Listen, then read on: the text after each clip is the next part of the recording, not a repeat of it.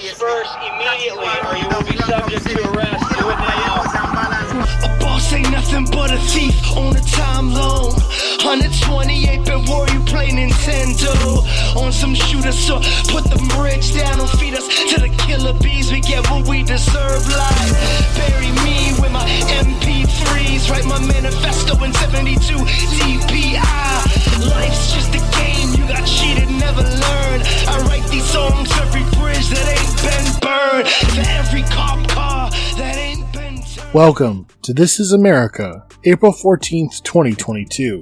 On today's episode, first we bring you an interview with Adi Callai, the creative force behind a new anarchist YouTube channel that investigates the George Floyd uprising, identity politics, and modern revolt. We speak about the idea of elite capture, how neoliberalism has weaponized identity politics, how this played out in the midst of the George Floyd uprising, and much more. Be sure to check out the channel linked in our show notes. Next, we dive into our discussion, where we tease apart the ideology of those on the so-called Supreme Court who cite medieval sources in their push to bring down Roe v. Wade. All of this and more, but first, let's get to the news. As people across the US this week scrambled to find baby formula and gas prices again spiked, the US Department of Agriculture predicted that inflation would continue to drive the cost of food up by another 5 to 6%. As corporations report record profits against a backdrop of increasing domestic repression, an escalating threat of war, and a deepening social crisis.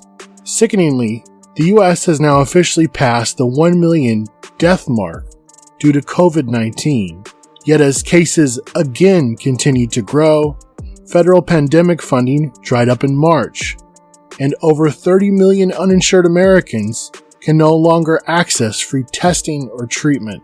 Not to be outdone, Biden has pushed states with remaining COVID-19 funds to spend it not on vaccines, testing and relief, but instead on crime prevention programs and the hiring of more police officers.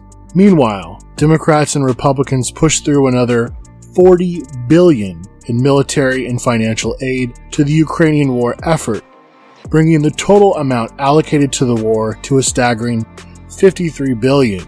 This latest package of war funds again shows the priorities of the ruling parties, as Republicans also fought to block a much smaller COVID-19 package of $10 billion, supposedly in an effort to block Democrats from lifting Title 42, a racist Trump-era policy that bars refugees and migrants from seeking asylum in the United States, ironically under the auspices of stopping the spread of COVID-19. Democrats, moved not by a desire to protect migrants and refugees from such nativist legislation, instead argued that Title 42 should be scrapped because it does not prosecute those crossing the border, and instead called for harsher penalties for migrants and increased deportations. In fact, amidst outcry over horrific conditions inside deportation centers under Biden, the administration is readying the incarceration of another 20,000 migrant children alone. We will not go back! We will not go back! We will not go back! Over the past 2 weeks, people have hit the streets in opposition to attacks on access to abortion and reproductive autonomy, after leaks from the Supreme Court showed that it would likely overturn Roe v. Wade. For a deeper dive into the implications of this decision, check out our last episode of the It's Going Down podcast. Protests kicked off last week almost immediately after the leak from Politico went viral, with protests forming first in D.C., where people rallied into the night and confronted anti-abortion protesters outside the U.S. Supreme Court building. Over the next few nights, rowdy demonstrations and clashes broke out with police in Austin, Texas, Portland, and Los Angeles, California. Nazis, fuck off! In Washington, D.C., Phoenix, Arizona, and Denton, Texas, people also squared off with various far-right groups who showed up attempting to intimidate pro-choice protesters. Over the past week, we also saw the proliferation of demonstrations outside the homes of several on the Supreme Court, Safe and legal! Safe and legal! which quickly pushed Congress, ironically, to pass new laws, extending security to the immediate families of those on the court. Republicans are also now calling for a clampdown against the protest, citing the law from 1950 which they claim prohibits demonstrations outside the homes of judges. Ironically, since the pandemic broke out, far-right groups opposing masks, lockdowns, and mandates have demonstrated outside the homes of elected officials, none of which drew the same amount of concerns from the finger-pointing bureaucrats in DC or the hand-wringing neoliberals in the press. While not grabbing the same amount of headlines, students across the U.S. have organized walkouts on their campuses. Healthcare. Abortion is healthcare. Abortion is healthcare. Abortion is healthcare. Abortion is. On May 5th, hundreds walked out of the University of Washington in Seattle. On Monday, May 9th, students from over 40 high schools across Virginia organized walkouts. On Thursday, May 12th, hundreds of students in New York walked out of class.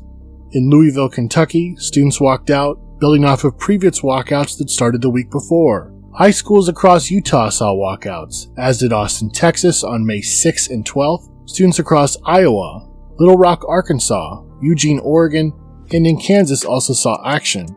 In Colorado, students from more than a dozen high schools throughout the Denver metro area walked out, along with schools in Jefferson County. Meanwhile, in California, students in Berkeley, California, and San Luis Obispo County also walked out in protest. On Friday, May 13th, medical staff and students in Boston organized a joint walkout as large-scale student walkouts, rallies, and protests took place in Philadelphia, Madison, Wisconsin, Seattle, Washington, New York City, and many more. And if my day keeps going this way, just might break something tonight. I hope you know I pack a chainsaw, skin your eyes roll. And if my day keeps going this way, just might break your fucking face tonight. Give me some to break. Give me some to break. Just give me something to break. How about your fucking face? I hope you know I pack a chainsaw. A chainsaw.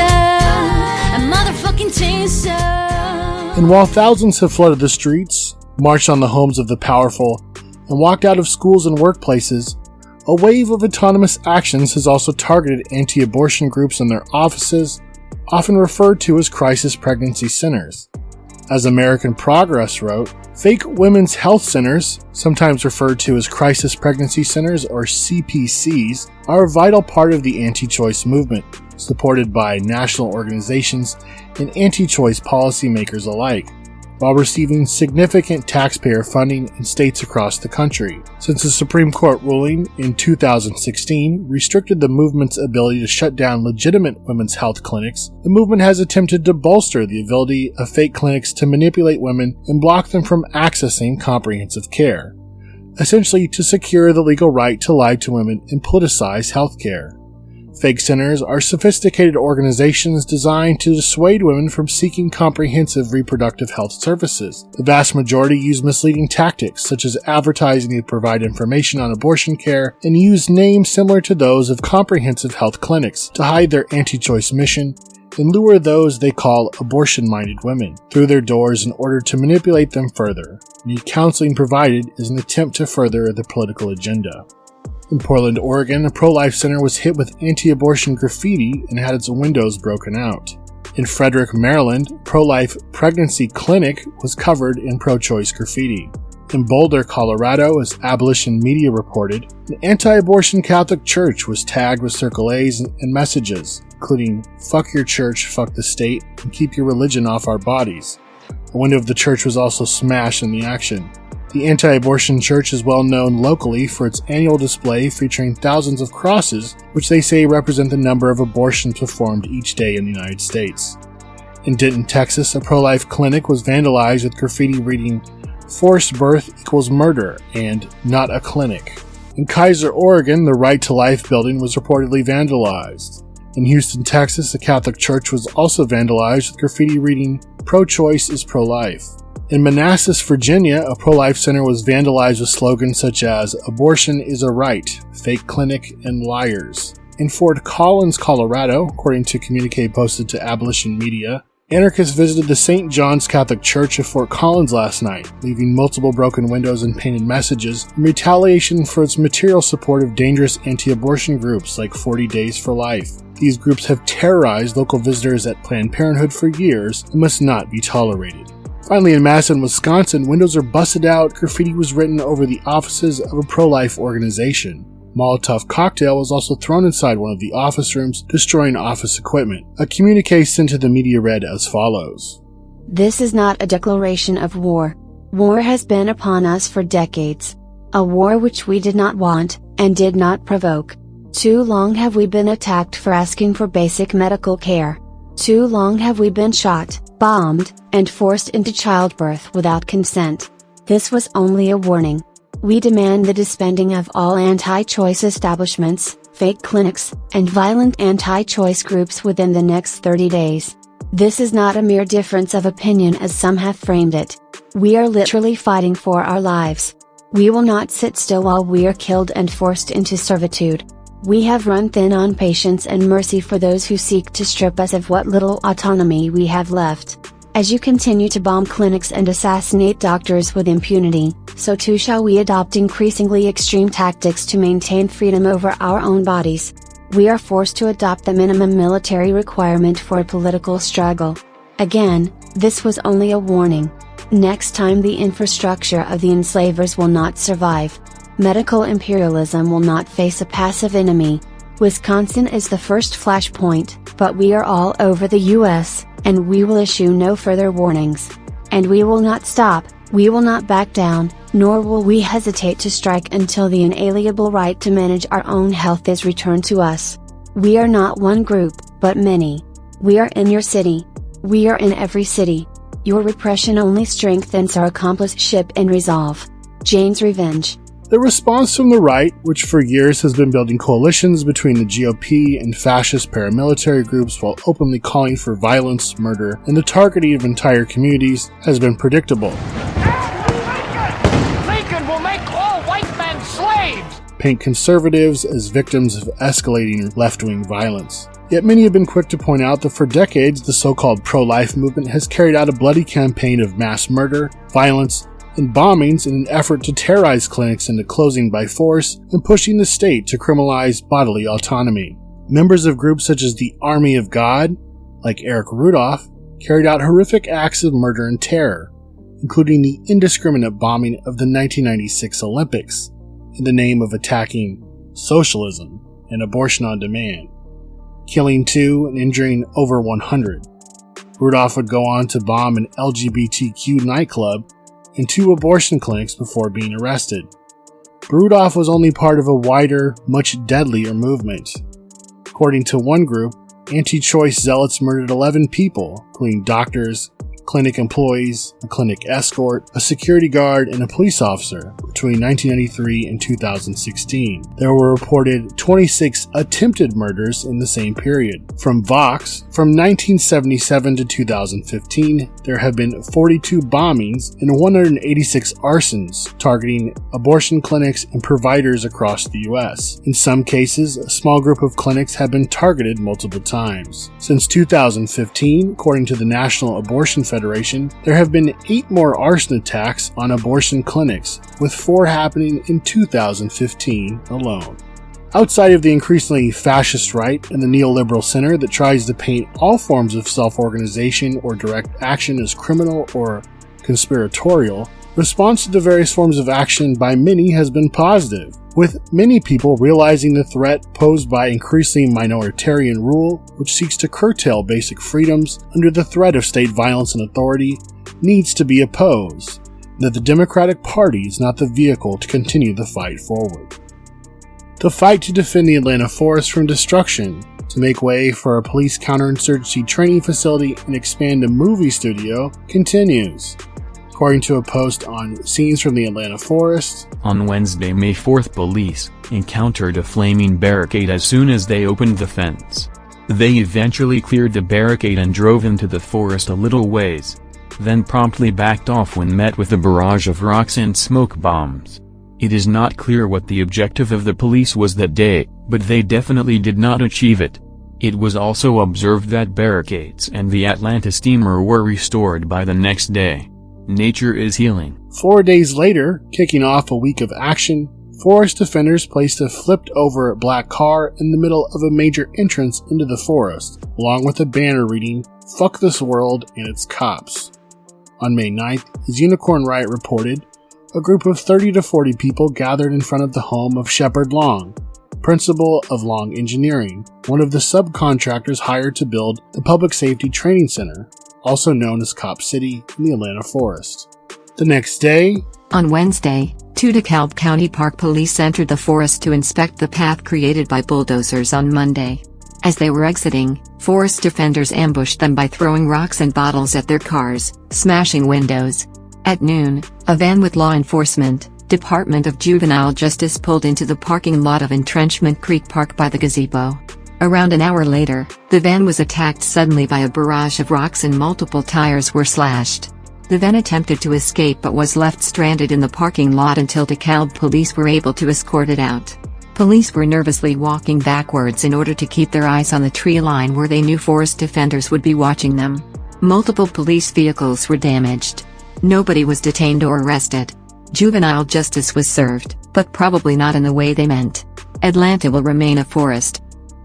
The same day, on May 11th, over 60 people rallied in front of a downtown Atlanta AT&T office to demand that the telecommunications giant pull out of the Cop City project. Stop City! Stop Cop City! Stop Cop City! One of several dozen corporations which is continually giving money to build this militarized field operation in the heart of the forest, in the heart of Atlanta, which is to strike fear in our communities.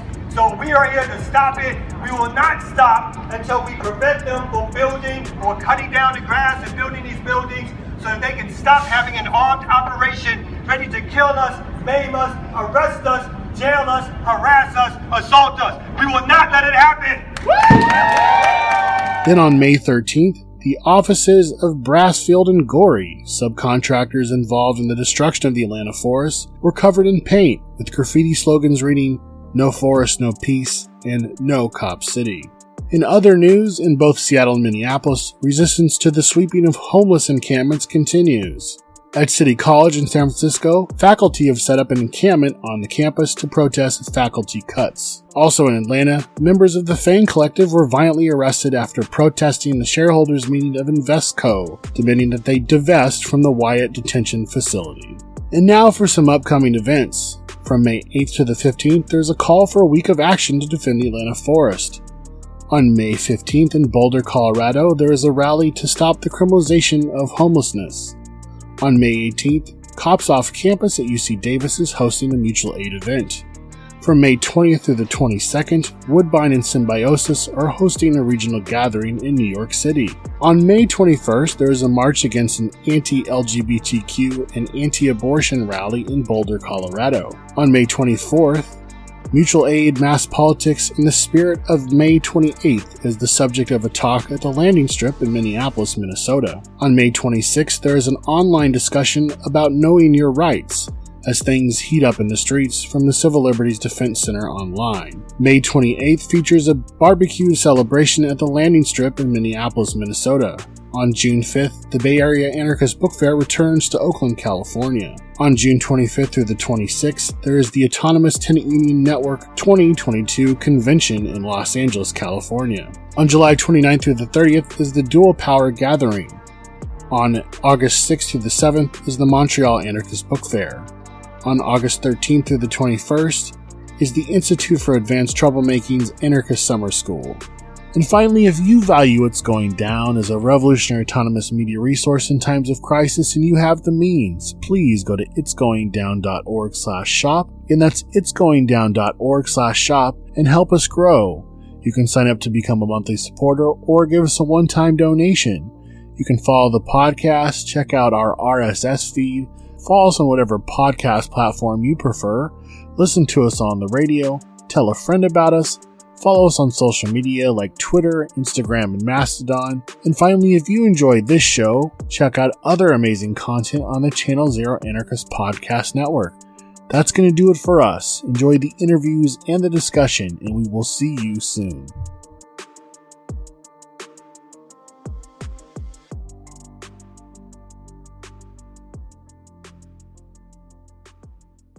My name is Adi Callai. I've been wandering through a variety of radical movements from Palestine to the so-called US for over a decade, and this experience has energized multiple creative projects, including my novel The Sodomites, which is an eco-sabotage thriller set in Palestine, Israel, and most recently this new YouTube channel I've been working on.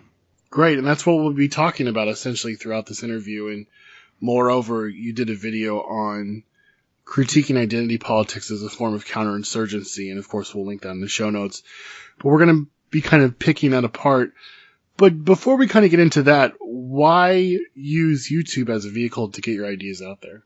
Well, a few reasons. The first was sort of the sense of urgency of the critique itself, where, you know, you probably remember this in 2020. It became clear to many of us on the radical and anarchist left that identity politics was basically killing the George Floyd uprising in front of our eyes.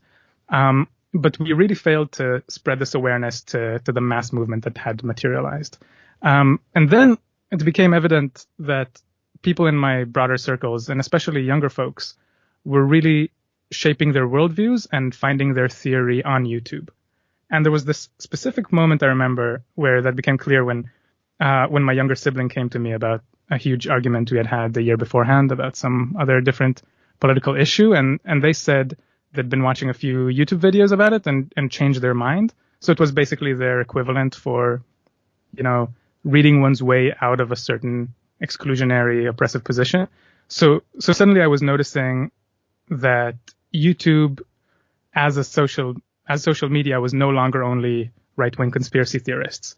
And there was a massive young audience that anarchists of our persuasion were not tapping into at all. So I somehow got access to some university video equipment and started making the content and just started putting it out there about a month ago. That's interesting. You know, from what we've seen, there's been, and we've had a variety of anarchist YouTubers on the program before, not that many, but there's this whole breadtube or left-tube scene, and it seems that there's a lot of maybe more bad stuff than good at times, with few exceptions. And at the same time, like, obviously, like you said, like, right-wing content is exploding. And it also seems like, you know, really quality stuff like Submedia, which we love and have loved for years, like, we know that they've had a really hard time cracking the algorithm. It just seems kind of it's just kind of like stacked against you. I mean, there's some good stuff like, you know, ContraPoints or something like that, which, you know, blows up really big. But I think for the average person, it just seems like it's so stacked against you. I'm just your thoughts on, you know, why it's been so hard for anti-capitalist or anti-colonial voices to really get out there. Yeah. I mean, that's a great question, and I can only speculate. But I think BreadTube sort of emerged around 2016-17 as a reaction to Trump and to the fascism that had dominated the genre until then. And of course, the term itself is a bit of a misnomer. So it's alluding to Kropotkin's The Conquest of Bread, but the characters most associated with BreadTube are, of course, as you mentioned, you know, liberals, social democrats. ContraPoints is the undisputed queen of leftist YouTube, you know, and she hadn't heard of Kropotkin before she found out she was associated with this term.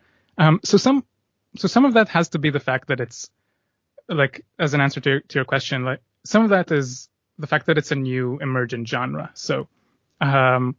So yes, there are some explicitly anarchist YouTubers with a significant following out there, like Saint Andrewism, Zoe Baker, who you interviewed, Thought Slime, probably some others I'm blanking on, but all of them do great work, especially around popularizing basic anarchist concepts and history.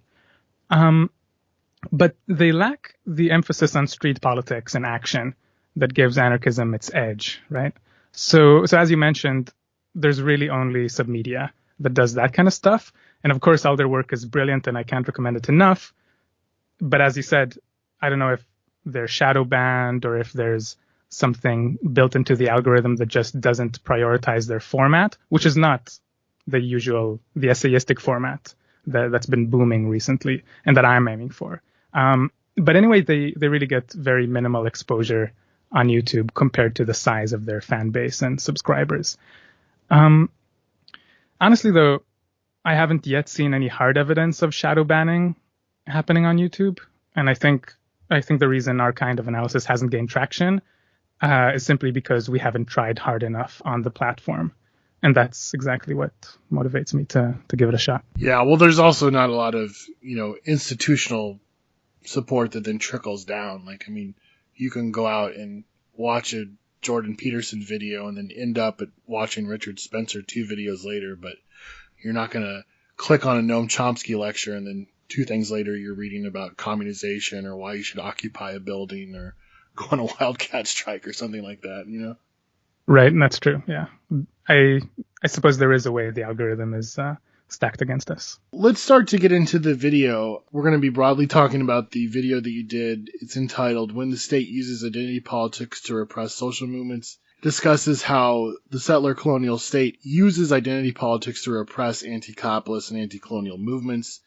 And it sort of kind of uses the backdrop of that famous CIA video where there's this young first-generation Latina woman that's talking about how, literally using the language of intersectionality, talking about how she's working at CIA and, how amazing it is and how progressive this institution is, which, I mean, people have talked about at length before, so we don't really even have to get into that. But just to get started, let's unpack what identity politics is and how it came to be what it is today, I guess, both within the broader world and both within social movements.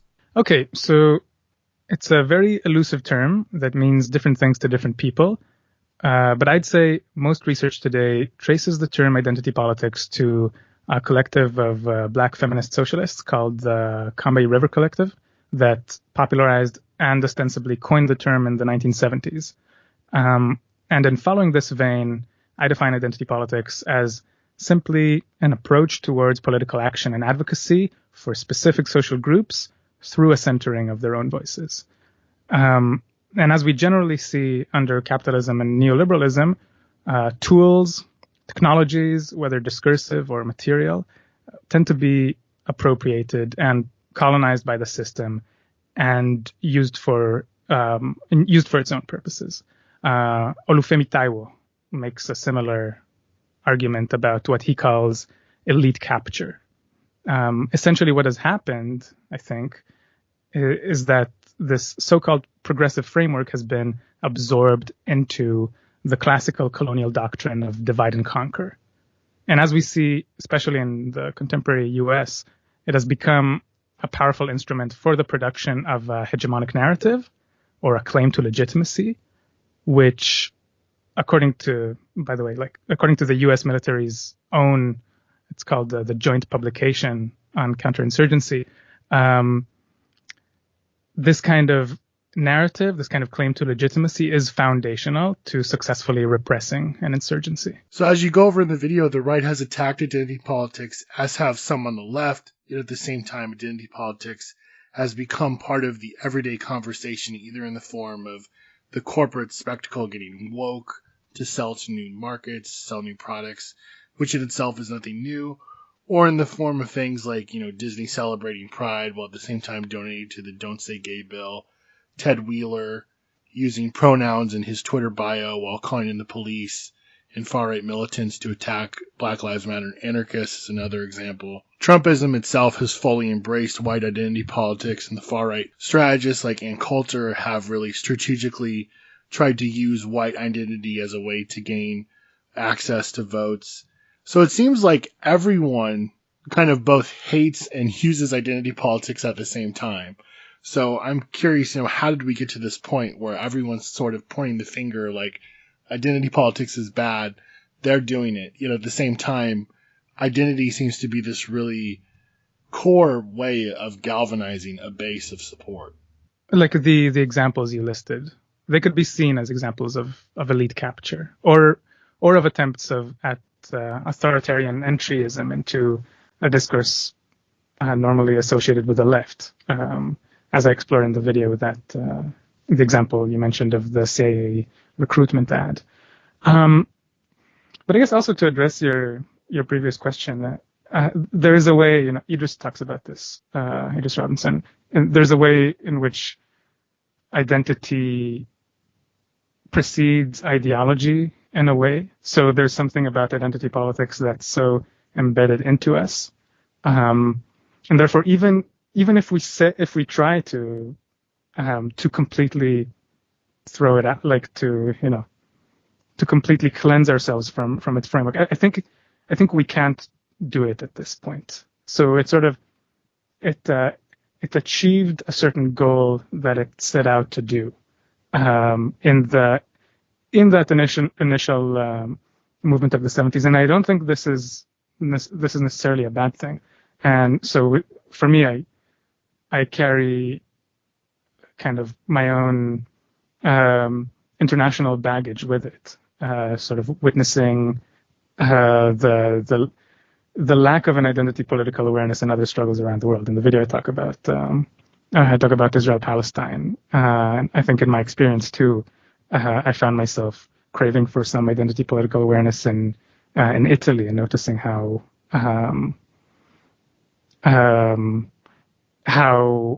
there is a certain lack of sensitivity that is harmful and toxic in the movement. But it feels very urgent in the U.S. So elite capture has been very powerful in the U.S. and the way it is recuperated and used, it sort of needs to be addressed theoretically and materially, as I think as we go about our organizing here. So you use the term ID psyops in the video. Explain that. And how was ID psyops used during the George Floyd rebellion?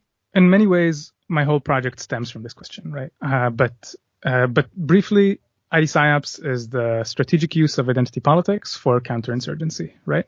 And I like to conceptualize it in terms of direct repression, how police and other state officials employ it directly, and then the way in which it operates psychologically within the movement, how it works to make us surveil and control each other, and also how it works in terms of representation and recuperation.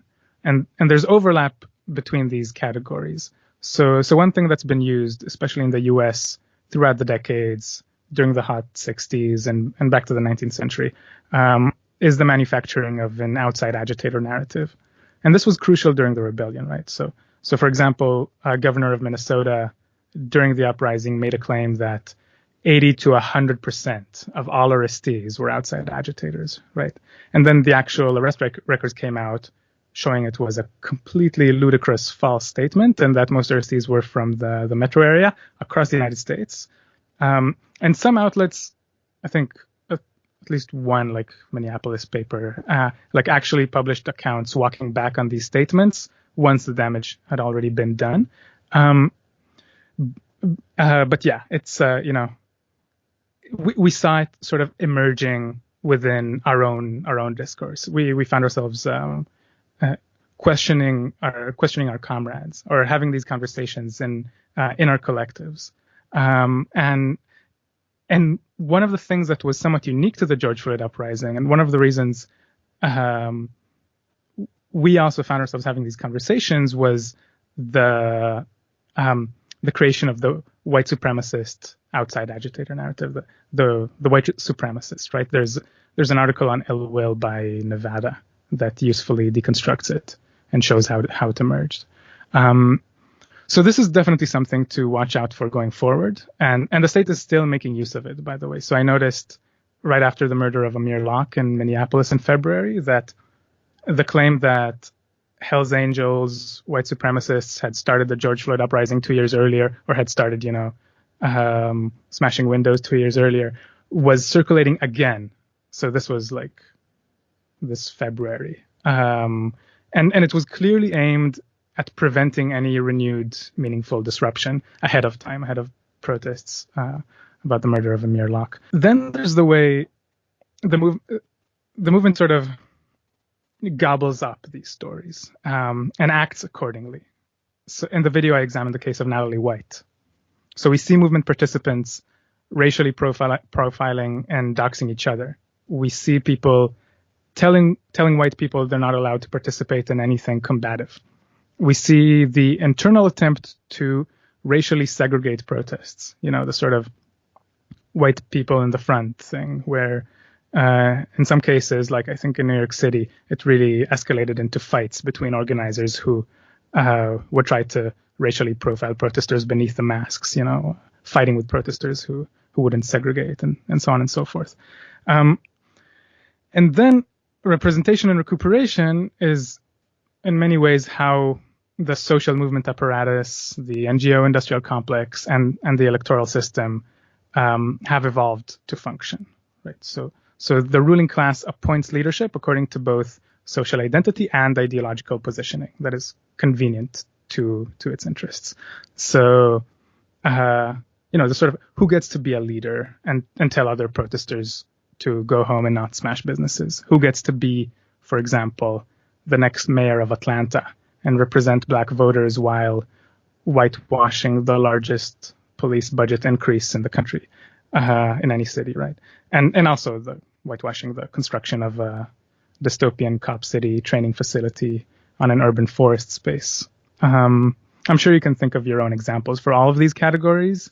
ID PsyOps is just a theoretical framework meant to help us identify these operations as they unfold. You make the case that identity politics helps the neoliberal state. Yet on the right, this weaponization of representational politics is looked at as an example of, cultural Marxism or white genocide, as the right pushes to ban things like critical race theory and attack LGBTQ plus youth. So how do we explain kind of this push, this spirit? It ties into what you were discussing earlier. So there's opposition to identity politics from both the right, as you say, the neo-Marxism argument, and the authoritarian left, which is the class reductionist position, right? And both of them can be and are absorbed into the logic of identity politics. As you said, there's the appropriation of progressive discourse and the white identitarian position. And on the left, and this is explained brilliantly, I think, by Idris, in the sort of the 2.0 of how it might should be done, in this new video that we released earlier this month. How Marxist analysis also falls into the fallacies of intersectionality. How I explain it is by understanding identity politics as a society of control, following Deleuze. So it means that rather than looking at its internal programming, which is like elusive, Deleuze has this metaphor of the snake. I try and think about output, like what it does, how the state uses it, and so on. We all saw how the rebellion was susceptible to the influx of conspiracy theories and literal fake news, either about white supremacists tricking people into rioting, outside agitators leaving piles of bricks out for people to pick up and trick them into rioting. But I'm curious, in your mind, what would countering ID PsyOps actually look like in movement spaces in the midst of revolt? So, I mean, if things were to play out again, if we were in another uprising and this stuff really was just happening in the moment, which it generally always does, either pushed by bad actors on the right or people kind of bubbling up from within the class itself, what do we do about this stuff? Yeah, good question. I think, so the way I sort of go back to this story, I have this young, very well-read friend of mine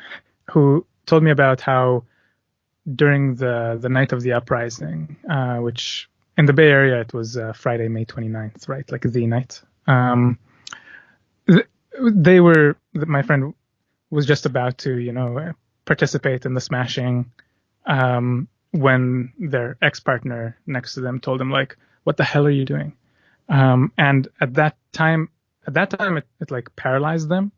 But over time, they developed a theoretical framework that prepared them to stand up for themselves the moment that something like that happens, right? And that's all I'm really going for here.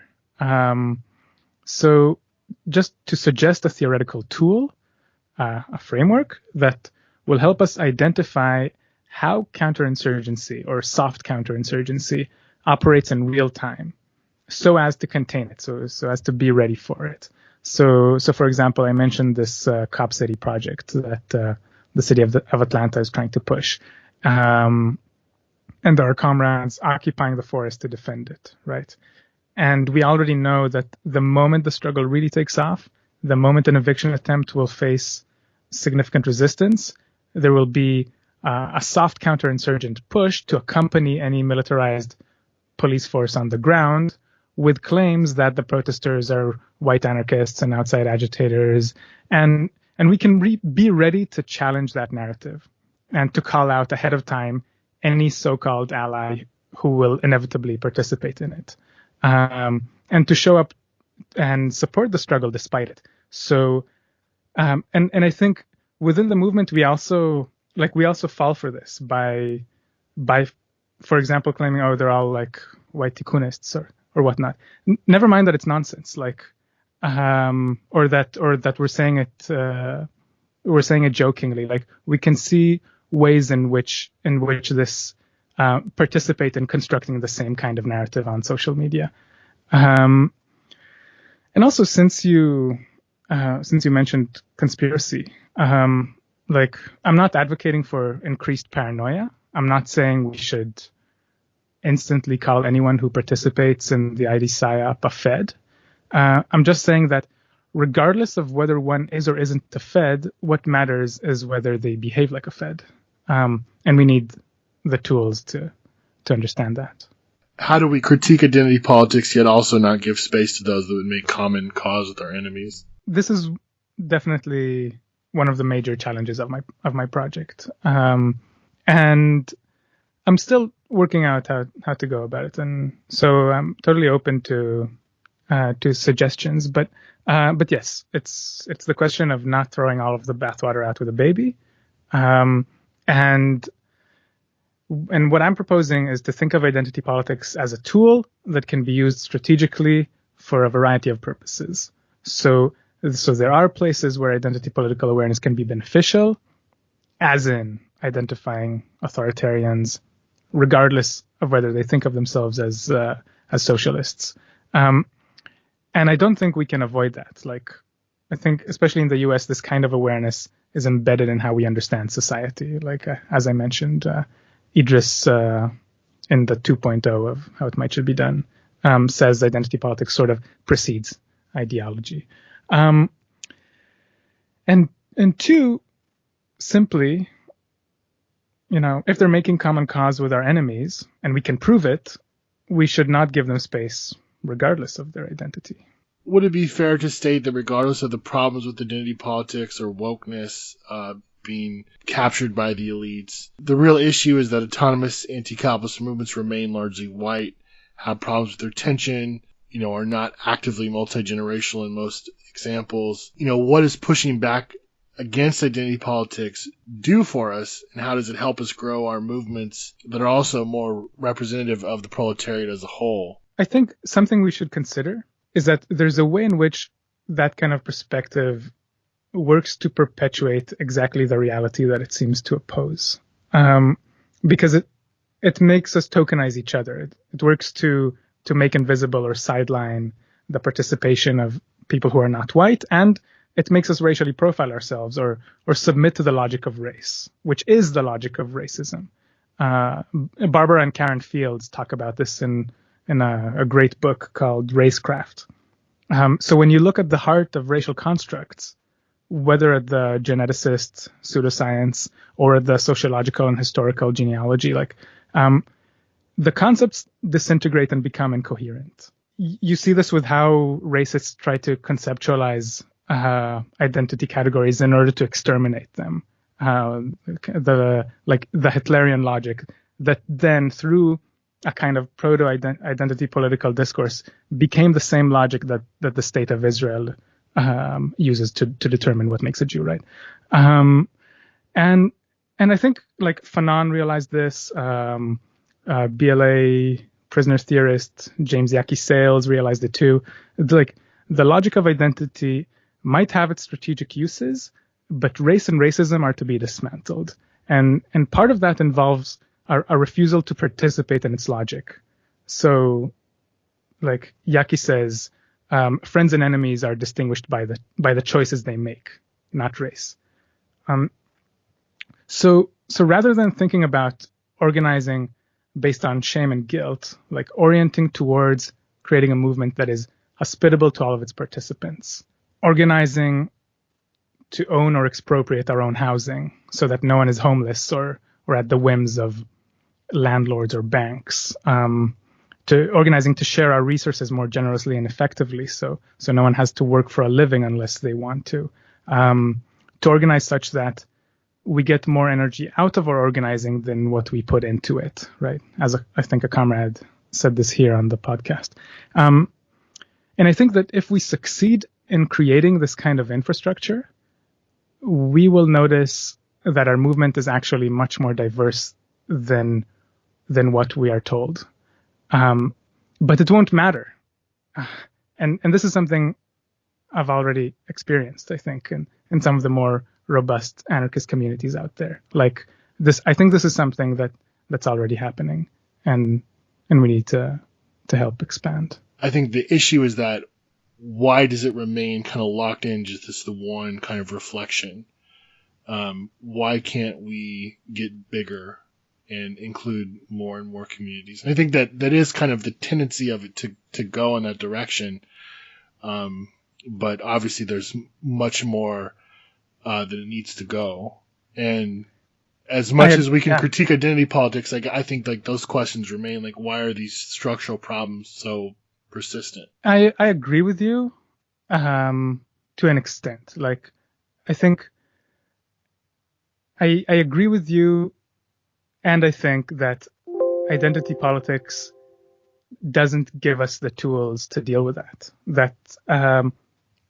And this is what he just talks about in his critique of intersectionality and the new video and the How It Might Should Be Done 2.0. Like the way so following Horton Spillers, like the way the discourse of intersectionality doesn't help us in understanding oppression.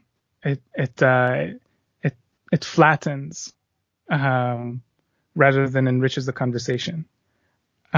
So if we're looking to answer those questions and address reality for what it is, we need to find it elsewhere.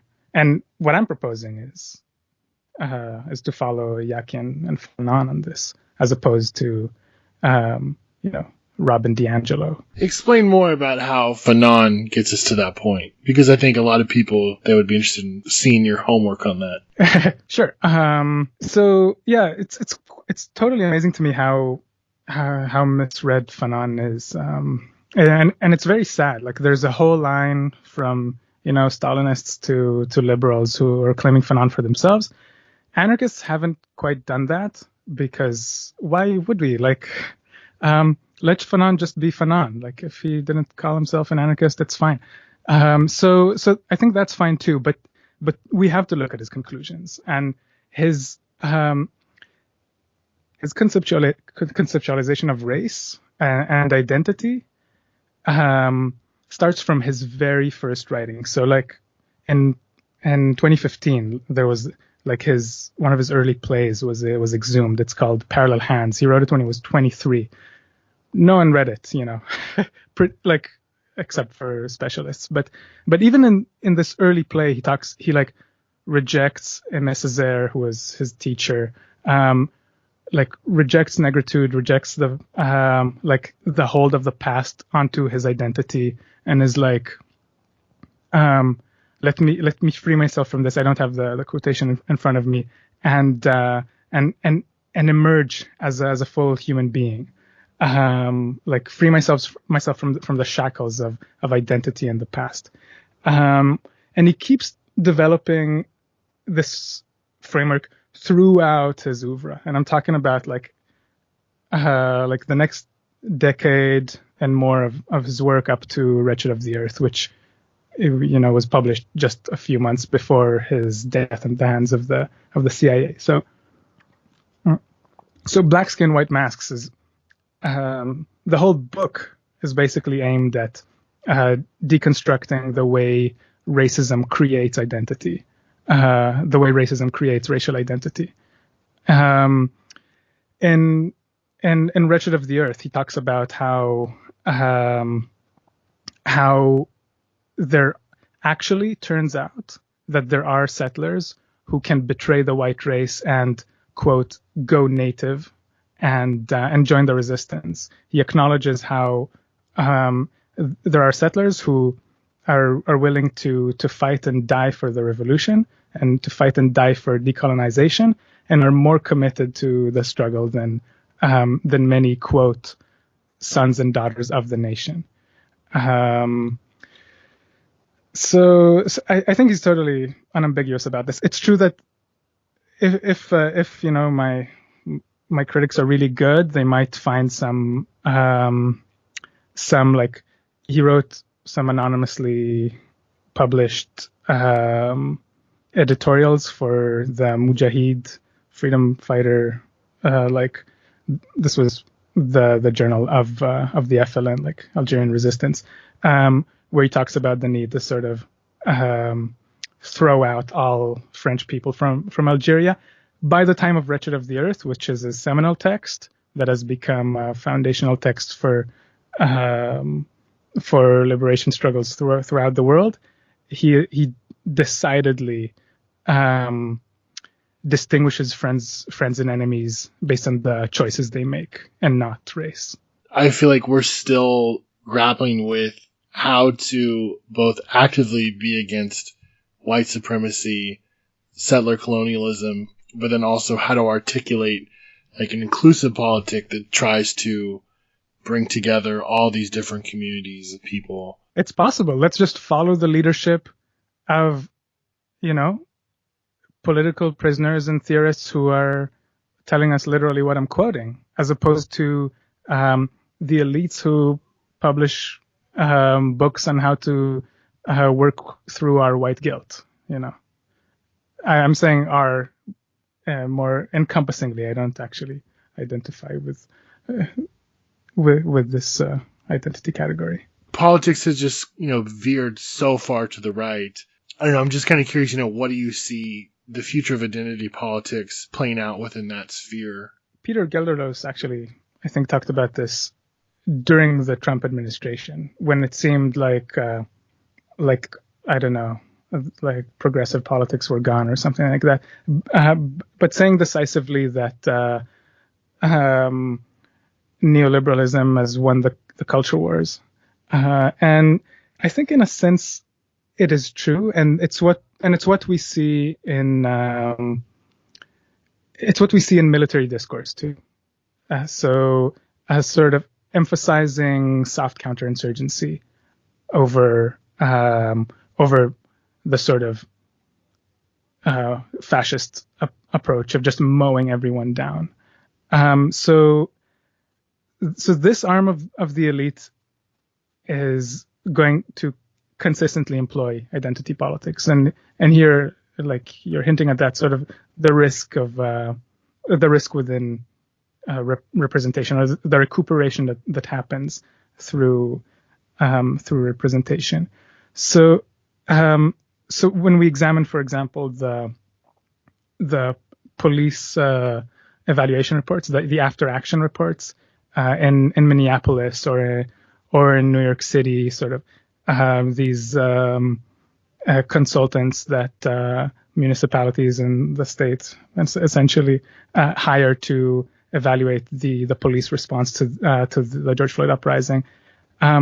They consistently implore the police, page after page, to use more soft counterinsurgent methods, to appoint community leaders, to talk to the community, to recuperate the social movement apparatus, which again leans so heavily on identity politics. At the same time, this is what I think, as we're gonna see a continuing reliance on this form of counterinsurgency, I truly think that within the movement we are developing the tools to deal with that to an extent, and so I think in the anarchist movement we at this point we understand when we see it, and it's a question of how to expand it towards the other mass movements that have and will materialize, to sort of expand the critique and the ability to identify these operations when they unfold. I mean, me personally, that's what I put my hope in, is that people can continue to identify the ways in which power recuperates these things. And also capitalism itself. Like, I remember, a couple months after the uprising, Trevor Noah from The Daily Show was doing some monologue about George Floyd, and what he put out was that the success of the uprising was seen in the way in which corporations had changed the way in which they sold products or presented themselves to the public. You're seeing more multiracial couples selling cars, or, Gillette has a commercial with, a trans person, shaving with their father or something like that, which, is nothing new. Like, for instance, like the way in which razors were first marketed to women was that they were sold as like, oh, this European thing that everyone in Europe is doing, because before people had no reason to do it, to buy those products like that.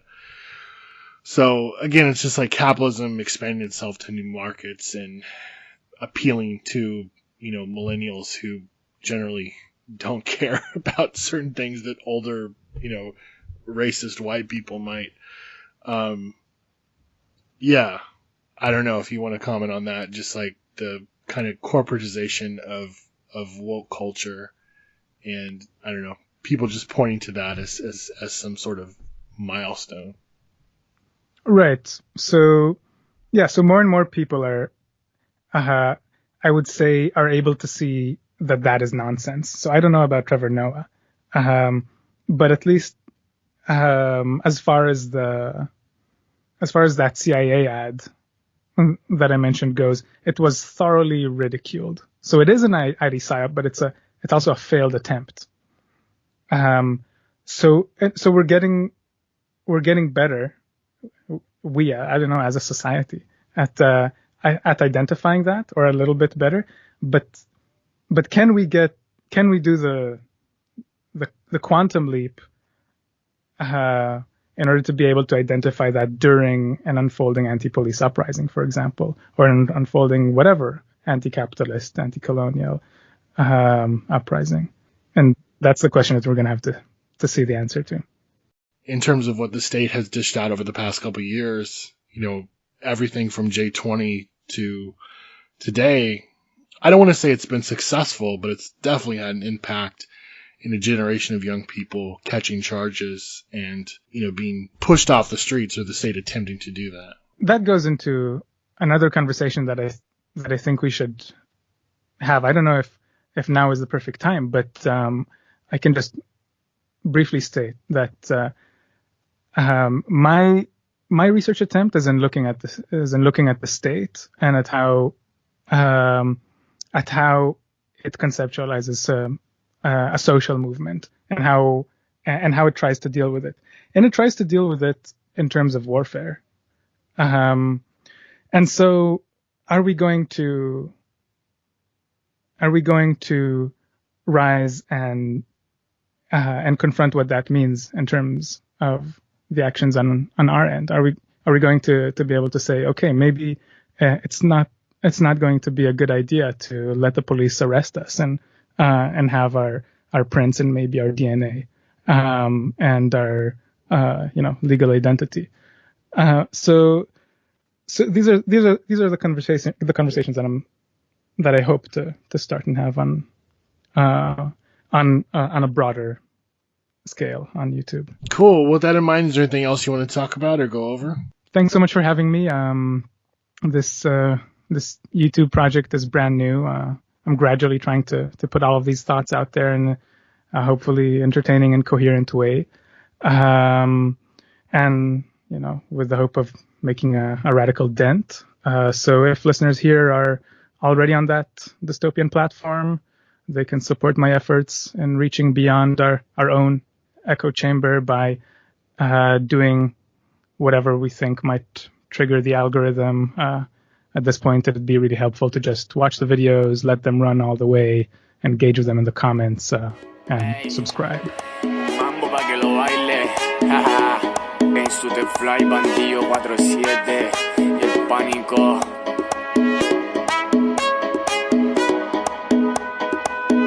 Libertad pa' mi hermano, pa' todos esos capullas que se han metido las manos, pa' los que se levantan dando guerra de temprano. Andamos en la calle dando cortes espartanos. Free pa' mi hermano. Libertad pa' mi hermano, pa' todos esos capuchas que sí metieron la mano, pa' los que se levantan dando guerra de temprano. Andamos en la calle dando un corte espartano. Free pa' mi hermano. Libertad pa'l pequita, pa'l mapache y pa'l pelao. También pa'l Jordano y pa' todos los panas privados. Por andar dando cara en la calle los pesados. De acá afuera esperando, ¿sabes? No le hemos olvidado. La cana culia no es eterna. De a poco se va soltando la rienda. Ojalá que estos giles no entiendan que si no hay libertad le quemaremos la tienda. In su The Fly. Pánico y sabotaje causando desde menor.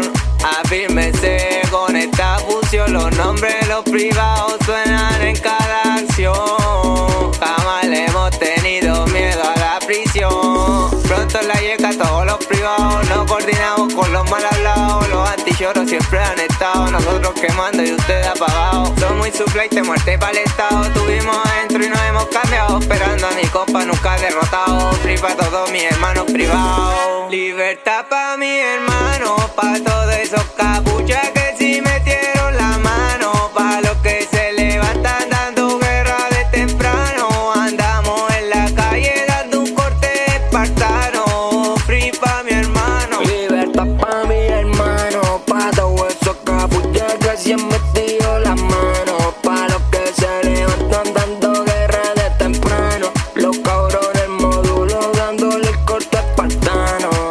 Free pa' mi hermano. A la calle Huachapa, hermanito guaso.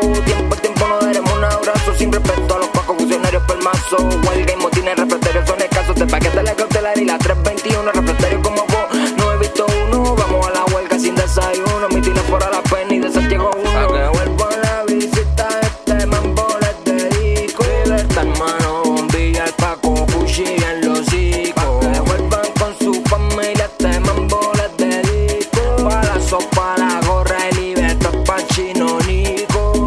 Libertad pa' mi hermano, pa' todos esos capullas que se han metido las manos, pa' los que se levantan dando guerra de temprano. Los cabrones módulos dándole el corte espartano. Free pa' mi hermano. Libertad pa' mi hermano, pa' todos esos capullas que se han metido las manos, pa' los que se levantan dando guerra de temprano. Andamos en la calle dando corte espartano. Free pa' mi hermano. Aquí en el nuevo los tres estamos nosotros, Pequita, Jordano, Mapache, dándole el corte a la guerra dentro y afuera sin atado. Y que nos digan que no están las condiciones, porque aquí estamos en cana a abordar la pelea del sistema sin atado. Libertad a todos los presos. So it looks like they're going to roll it back. Since that came out, there's been just a slew of other bills that have been proposed. I mean, we've already been talking for months now about all the anti-LGBTQ stuff, all the stuff against so-called critical race theory. I mean, now that they're floating ideas like banning contraceptives, not allowing IUDs except for like married couples. There's just so much stuff that's happening right now. So what are your thoughts right out the gate? Yeah, so I think first thing that we should probably discuss is what happened. Like, what was this document, right? So as far as I'm aware, no one's ever leaked a draft opinion out of the Supreme Court before. That may not be true, but as far as I'm aware, that's the case. If it's not the case, it's spectacularly rare. But what got leaked was actually a draft opinion, and it's a draft opinion that was written in February. A draft opinion is, there's often numerous of them sort of circulated. They take on a lot of different forms over time, so what ends up actually being the ruling will not be exactly the same thing as that draft opinion. But that draft opinion was supported by 5 justices, and at least tangentially, right? At least in the moment, they were signaling some support for this line of legal argumentation. And that would be enough for the opinion to become sort of case law. Now, what does the opinion say? Well, the opinion is really grounded in this idea that the only rights that fall under, rights guaranteed by the American state, by the Constitution, are rights that existed when the Constitution was written, or, and this is an interesting or, were common cultural practice in the late 18th century. Okay? That's the argument. So within that, Alito's arguing that, well, abortion wasn't guaranteed in the Constitution or a common cultural practice. And that is where he is very wrong. That in fact, in the colonial era, and there's many books written about this, abortions were actually relatively common and happened without any judgment. That it was a pretty common practice for people to engage in herbal abortion, for example. And it was just part of 18th century medicine. There were a lot of things that were part of 18th century medicine that we cannot do today. Marijuana was part of 18th century medicine, for example. And so there is this kind of active historical revisionism that's happening, right? Where the conservative justices are functionally trying to rewrite American history. And what they're doing is they're creating a really dangerous legal principle. It's a legal principle which says, okay, I mean, we have this thing called the Equal Protection Clause in the 14th Amendment, but if we can make the argument that something wasn't a cultural practice in the 18th century, then it doesn't fall under the 14th Amendment, which was passed at the tail end of the 19th century, right? And it is an argument that makes very little logical sense. But it gives them a lot of power, because what it allows them to do is it allows them to sit there and essentially write a revisionist history of literally anything. And as long as a plurality or majority of Supreme Court justices sign on to it, that revisionist history just became case law. That is exactly what's happening here. Now, there are a lot of implications to this. One of the things that's been talked a lot about in sort of commentary on this opinion is how a lot of the sources that were cited. So, for example, I forget the name, but Alito cited a 17th or 18th century British jurist. I'm blanking on the name off the top of my head, who functionally argued that women were property and that law should be based on the idea that women were property. There were opinions that were cited that were, for example, upheld anti-sodomy laws, right, in various different states in the early 20th century. Because again, Alito was claiming, well, that wasn't a thing that people did in the 18th century, which again, totally wrong. But in his revisionist understanding of the world, that's only something that happened, in the contemporary past, right? Not something that has always occurred.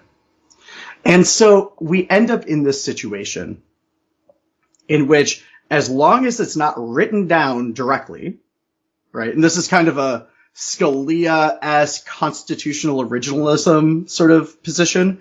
But if it wasn't written down in the Constitution, and if you can write any historical narrative that a majority of justices will support that shows that it wasn't a cultural practice, even if that explanation flies in the face of the entirety of studied history, then you can make something illegal. And what that does is it gives the Supreme Court a ridiculous amount of power all of a sudden, specifically over sort of more nebulous issues or kind of cultural issues or issues of morality, right? In which in the past, generally, the idea was that, well, the Constitution was sort of a conceptual document, and that it laid out certain principles, and those principles could be cross-applied into the modern era. And, there are plenty of problems with that view, but that would be the view of the Warren Court, for example, which, upheld things like civil rights laws and things like this, right? This was the view of someone like Ruth Bader Ginsburg, right? Who consistently made the argument that, well, this, equal protection clause of the 14th Amendment was written in this way, but we can cross-apply the legal principles over here, right? That's actually a really common way of arguing. That in fact, constitutional originalism is ridiculous as a legal theory, and widely viewed as ridiculous. But this is where we are now. We've landed ourselves in a position in which a group of people that represents what is increasingly a fringe minority position is able to fundamentally take any form of reproductive autonomy away from a significant amount of the population of the country, just because they decided that abortion wasn't a common medical practice in the 18th century, which again is wrong, right? And so we end up with this Supreme Court ruling written in this way, which, if it continues to be written in this language, and it continues to be supported by a majority of justices, again, allows the Supreme Court to functionally outlaw anything that they don't like, as long as it isn't specifically directly guaranteed in the Constitution. So, for example, the Supreme Court ruling that legalized gay marriage. Well, it's not written in the Constitution what marriage means. And, as they'll say, in the 18th century, well, only hetero marriage happened in the 18th century, which again, probably true on paper, not true in practice. But that doesn't matter, because all they have to do is write a revisionist history that would lead to the conclusion that, hetero relationships are the only relationships, and therefore everything else is outlawed, right? This is how the court system lands us in a theocratic circumstance, right? And that is very much what we're heading into. I mean, they don't directly cite the Bible in the ruling, but they get very, very, very close. They use language directly from the anti-choice movement. They use language that is, from really extreme parts of the anti-choice movement, very specifically. And they're using language that's part of sort of Catholic theology-based arguments about abortion. And they're using all of that in a Supreme Court ruling, right? It's, for legal scholars that have looked at it, staggering.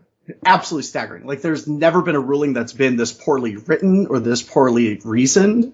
There's never been a ruling which has, in the eyes of a lot of legal scholars, played around and revised history so thoroughly in order to sort of justify a point that in no way is justified by the principles of the argument. But I think what it's showing, ultimately, is the arbitrariness of judgment. I mean, we talk a lot about police when talking about the state, but judges are the ones which give policing any form of legitimacy.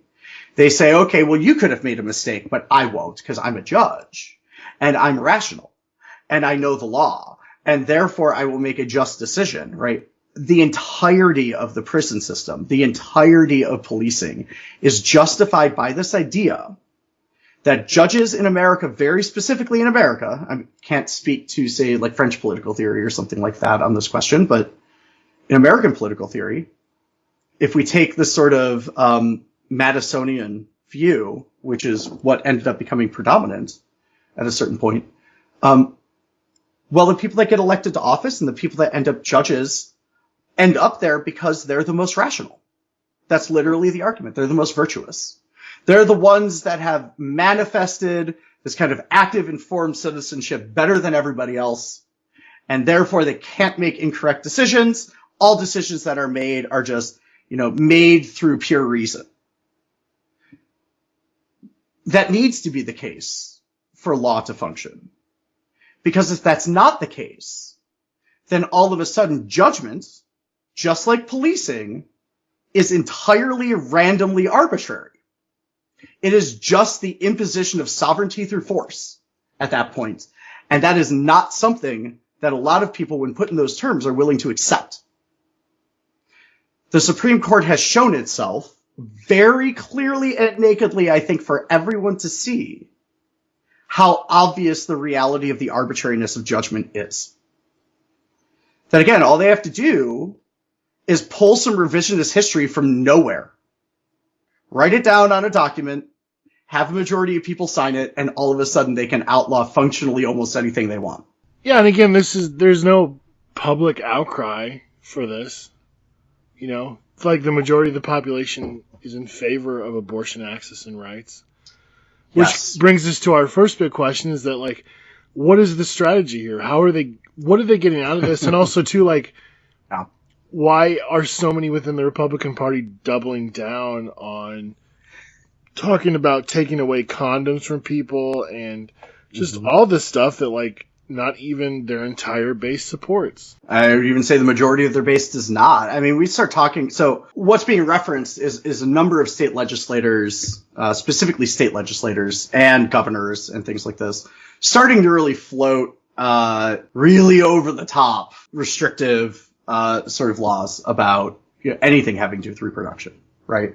They're talking about banning IUDs, or banning the morning after pill, or banning abortion pills, or banning birth control, or condoms, or anything, right? These are the same people who, are supporting a Supreme Court decision, which, when one of the justices was asked about it, said, I mean, people can adopt and stuff, right? Because, like, that, of course, solves the problem that occurs here, right? It doesn't, in any kind of way. What's happening at this point is we're watching the reality of the actual constitution of the Republican Party in its official form become really obvious. So we have to remember, in the 80s, when Reagan embraced the religious right and brought them into the fold of the Republican Party, their primary objective was to impose Christian values on what they viewed as a decadent, collapsing American society. Right? Guess who else views things as a decadent, collapsing American society? Putin, tankies, right? So on and so on. I mean, we can start to see these parallels between authoritarian tendencies, right? And so this is another version of that, right? That at the end of the day, the religious right was not a movement that really cared at all about electoral democracy whatsoever. They had already decided that their position was moral truth, and therefore any means were acceptable to be able to impose that, right? Elections for them are a mechanism. That's it. And so what have we seen?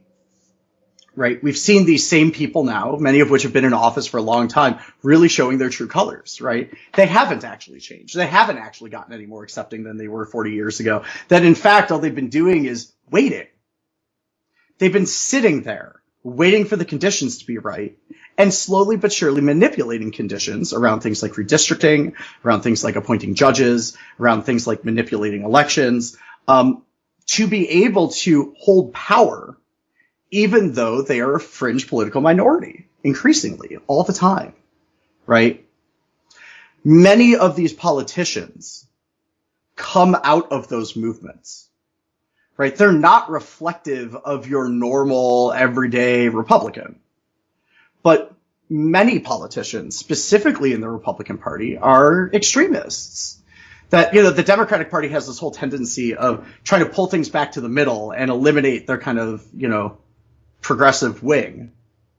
But Republicans increasingly have learned that all they have to do is just speak differently, and they can hold the same politics. So let's take just one classic example. Matt Shea, who is no longer in office, but was a state representative in the state of Washington, right? Who is directly tied to Christian militias, ran a Christian survivalist camp, and was a Christian dominionist, right? For those of you that don't know, Christian dominionism is the idea that, Christians should run the United States and either execute or exile every single person that isn't Christian. And Christian, of course, defined by whatever group is defining it. Right? These are really the people that are in office as Republicans. Right? This is why we're seeing this. They're seeing an opening and they're rushing for it, regardless of the political consequences, because at the end of the day, winning elections is sort of a secondary goal. And it's only a goal to the degree that facilitates the other goal. But will there be political consequences? That's the big question. Again, this just seems like a giant pressure cooker where you have a minority group of people writing the rules for how the rest of society should behave. And that doesn't seem to be like it's going to go very well. But at the same time, I don't know if they're going to face any actual political opposition. Mm-hmm. Well, and so this is the big question, right? And it's not really a question of how much support they have or how much anger is out there, right? Those are kind of irrelevant. I mean, not irrelevant, but in this discussion, not the primary category. But the primary category here actually is about the last 40 years of political manipulation. One of the things the religious right brought to the Republican Party was it brought an activist base. That the Republicans before the religious right, most of us, myself included, have grown up in a world in which the moral majority and groups like that were part of American politics, right? But there was a time before that. And it wasn't really that far from now. It was about 40 years ago, where the Republican Party was William F. Buckley. It was, stodgy, Ivy League educated, wealthy, and they would gain votes by playing off cultural issues, right? But they didn't really have a base of people that would move. That changed first around civil rights, and then very much changed when the religious right was brought in to the Republican Party. And so one of the things the religious right did, and one of the things the religious right gave to the Republican Party, is that this activist base, which was really grounded in these kind of largely rural or small communities,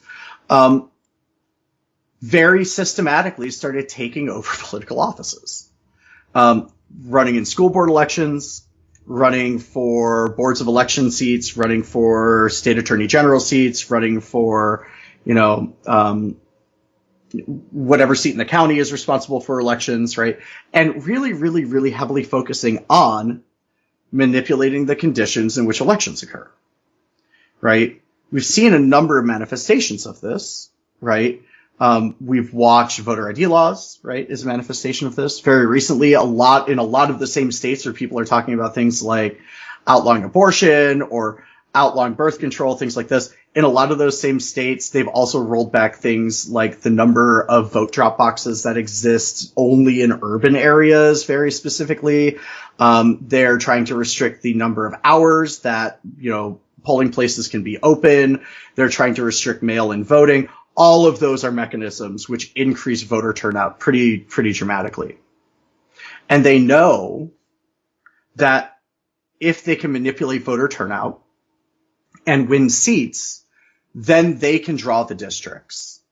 And that's exactly what they've done. They've drawn the districts. If you look at district maps from places like Texas or Ohio or something like that, there are absurd districts that say, go from one bubble in the top of the state down a 1 mile wide corridor for 200 miles down to another bubble in the middle of the state. And that's like one district, right? That there are states in which Republicans have tried to make it so that certain districts have like 1 million people in them, but other districts have like 200,000 people in them. And of course, the district with the smaller number are Republican districts, so they get more districts that way, right? And there's a lot of kind of tricks that have been used over the years to do this.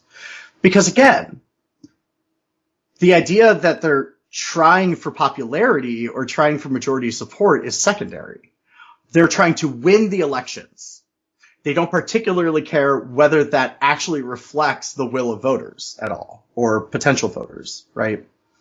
And so this becomes this huge question now. Because if we look at, say, elections for the House for the last, I think, 30 years, I think ever since 1992, I think it's since 92, Republicans have never won the total vote count in a House election since the early 90s. And yet they've been in control of the House of Representatives for most of that time. right? It's the same with Senate elections too, right? A state like Alaska gets 2 senators just like New York does, or California. And so Republicans get significantly fewer votes in Senate elections than Democrats tend to. And so what they've been able to do is they've been able to recognize a long time ago that they were going to sort of lose public support. Their politics was already based on the idea that that didn't particularly matter. And so they could set about manipulating the election system. That's really the big question. There's finally some pushback on really egregious gerrymandering. I mean, we're seeing this in Ohio, North Carolina, Texas right now. A number of different states are kind of rejecting the Republican drawn district maps. In some of those states, like in Ohio very specifically, there's actual state constitutional amendments that force you to draw fair districts. And then all of these maps are getting shot down because they don't meet that standard, right? We're starting to see a little bit of pushback, but the reality is that's been going on for over 40 years at this point. And what are people like Steve Bannon trying to do? They're trying to move a different political tendency into those same positions, right? It really shows the authoritarian core of the Republican Party. And it shows that that core has been there for a very long time. I mean, obviously we're anarchists. We can argue that every law is authoritarian, right? Every piece of legislation is a police order, and every politician has authoritarian tendencies. But there's a little bit of a difference between, say, Democrats saying we want majority of voters to support what we're doing before we decide to impose our sovereignty through police force, and the Republican Party just not caring anymore. That's been the case since the 80s, in which gaining political power and winning elections become different questions for them. And we saw the kind of first plateauing culmination of that with Trump. But Trump, in a lot of ways, was an expression of underlying problems, right? He didn't create American racism. He didn't create an American tendency for authoritarianism. Those were already very much there. He was just an expression of them. He was able to leverage them. And so this is really what we have to be looking at, right? I think a lot of people look at opinion polls to try and decide what happens in midterm elections. And in some districts that's meaningful. But the majority of districts in the United States are, quote, safe districts, right? They're districts where the winner is more or less predetermined already, and that the election doesn't really actually matter. There are some districts where that's not true. There are some districts which are actually competitive, but they're very small number of them.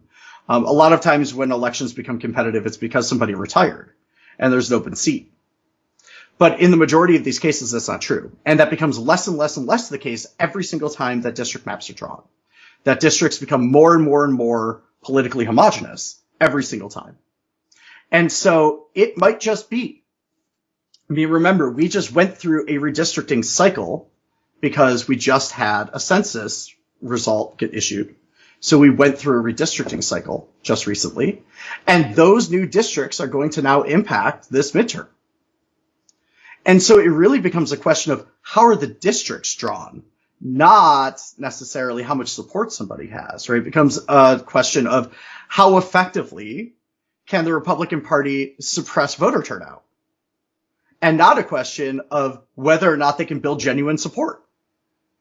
And because of that, because they don't particularly care about having majority support, they can take these kind of really absurd positions. Yeah. The dinosaurs are going to come back and eat your kids. Mm-hmm. The world is 10,000 years old, and right. All of that. Yep. Well, so do you see that actually getting to the point where that will impact elections? It already is. I mean, it already is. And I see this moving in a few different ways right now. The first direction, obviously, is you're seeing this kind of faction of the Republican Party get really, really, really energized by all this stuff, right? But it's a really small faction. It's a smaller faction than was really, really energized about, lies about the 2020 election, for example. It's way smaller. That this is a faction of primarily religious fundamentalists And there's not really that many of them left in the United States. There's definitely not the 40-something million evangelicals that existed in the early 90s, right? That's definitely not the case anymore. And so one of the effects of this is that we are actually seeing some of these way more wingnutty, fringy people run for office and win. There was a House candidate in Ohio, I forget which district, it was like Southern Ohio, who is known for drawing gigantic Qs on his lawn. That's why he's famous. Because he's like, not just a QAnon person, he like goes on QAnon podcasts constantly to talk about numerology. That guy won his primary. I forget his name, but that guy won his primary. But, you know, in other districts, candidates like that lost. And so there's this sort of reality, I think, setting in, which in safe districts, candidates can be pretty fringy, and they can be super pro-Trump, and they can talk about banning contraception and blah, blah, blah, blah, blah. And they're still going to get votes because ultimately, well, most politics in the United States has become a question of identity, right? And a lot of people in the district don't even have to agree with outlawing contraception to vote for the guy that wants to outlaw contraception because he's a Republican and he talks about Trump stuff, and that's good for them. But then in other districts, those candidates are getting trounced. And so what we're kind of seeing is we're seeing this sort of, we're seeing three kind of realities emerge here, right? We're seeing this reality of the fringy right-wing safe district.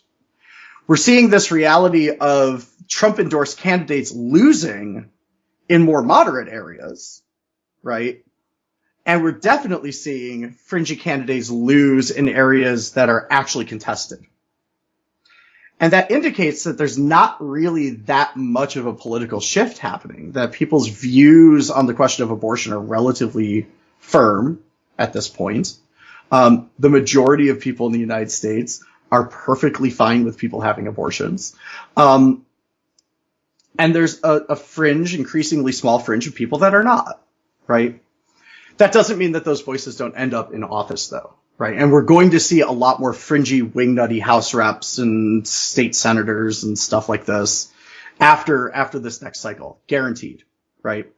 The other thing that's happening, though, is that now the like liberals and progressives are super motivated, right? I mean, obviously we can all say, where were you for the last, like, whatever, many years, right? Why all of a sudden are you this, you know, ready to get this organized and like ready to actually do something?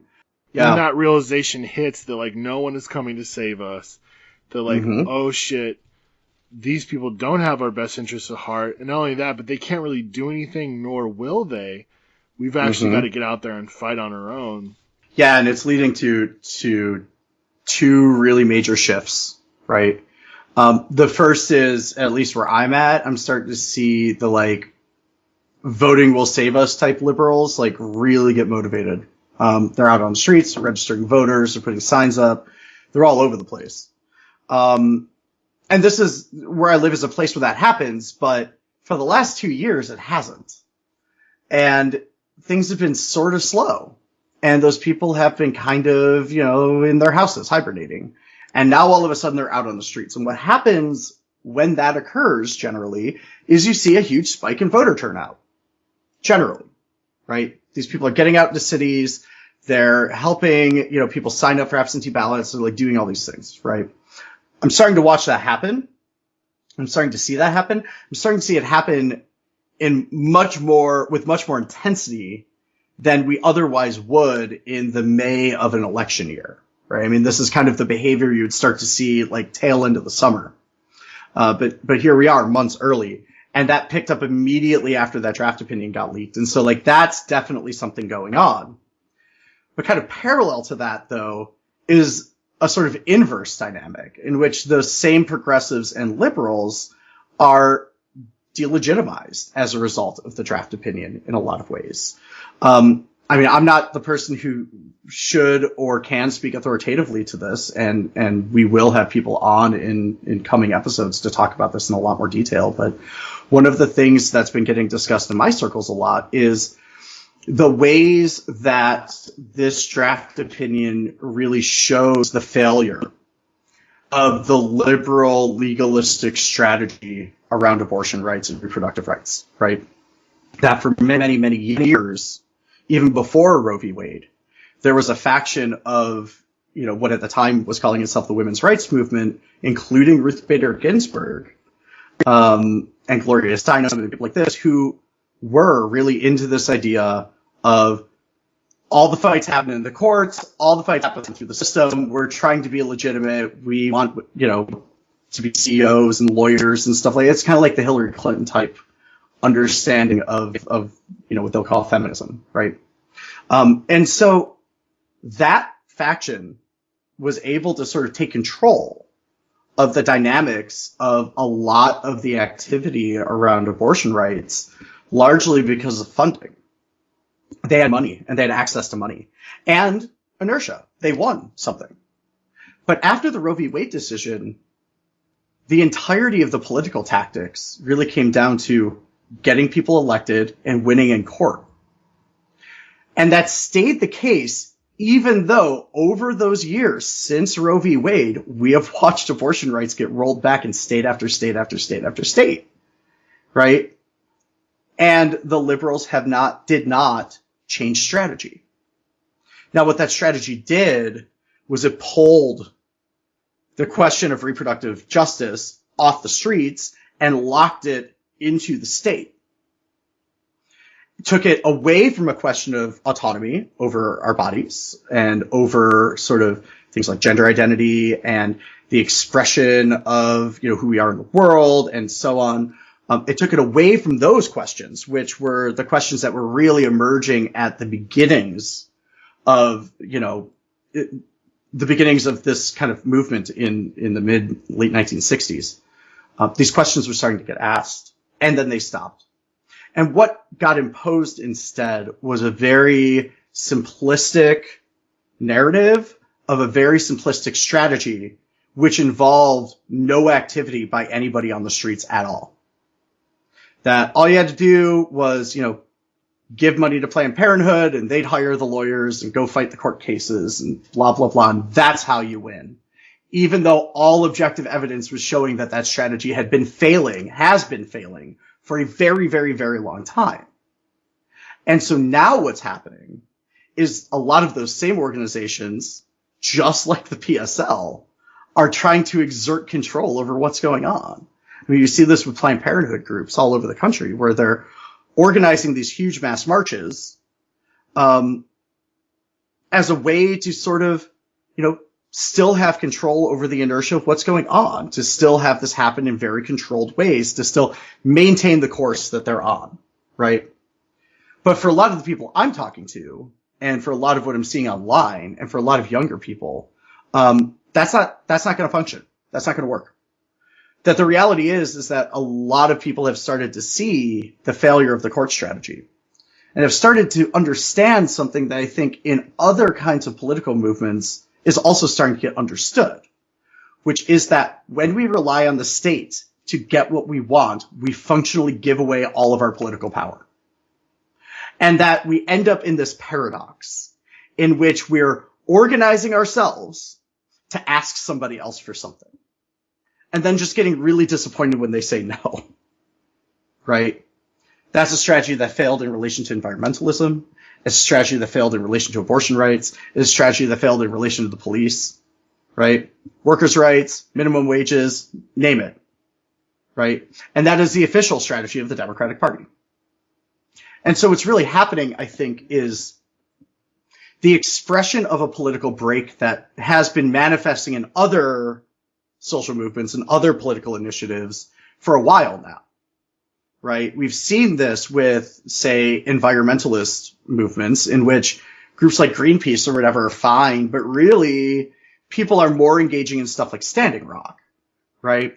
That, it's okay to go yell at a council person about police brutality, but really action against the police looks like the burning of the 3rd precinct, right? That it's perfectly fine to like defend yourself in court against, really egregious theocratic abortion laws, but at the end of the day, there have to be ways for people to be able to maintain the ability to do those things when the state decides that it's going to impose its sovereignty over that.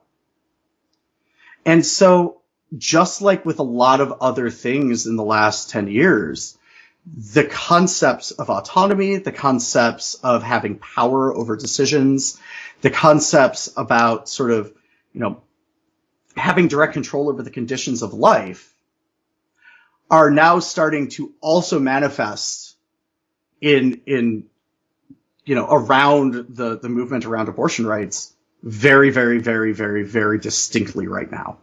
And those tendencies have always been there, right? I mean, there have always been people who have been out there arguing to have, to build the mechanisms of having autonomy over reproduction. But for a long time, that was a fringe. And a fringe of people that gave workshops at anarchist convergences and stuff like that. Now those same people, a lot of those same people, or at least a lot of the same ideas, are what are driving this kind of fundamental shift in the way that people are approaching the idea of reproductive justice and approaching the practice of reproductive justice, right?